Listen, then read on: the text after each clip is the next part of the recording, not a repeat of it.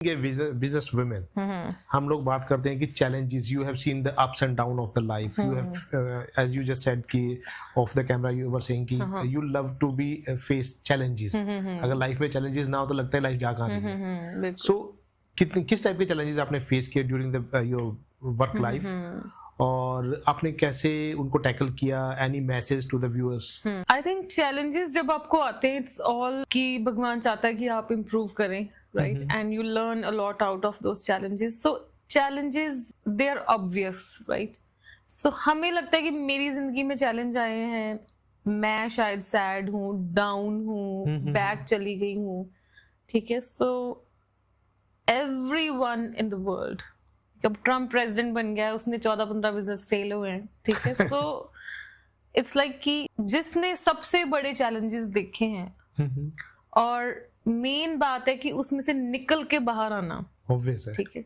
Why people fail and why people do not, reach to the top level, the only reason is they do not try again कि हम कर सकते हैं, ठीक है? So यही एक छोटा सा डिफरेंस है कि हम तो चाहते हैं कि और से और बड़ा चैलेंज आ जाए, क्योंकि हम ये सोच रखते हैं कि हमने उसमें से निकल के आना है। तो वही चीज जो बार बार निकल के आना है, बार बार उठना है, बार बार एक इम्पॉसिबल सिचुएशन में say that ray of light वो निकालनी, वो हर कोई नहीं करता।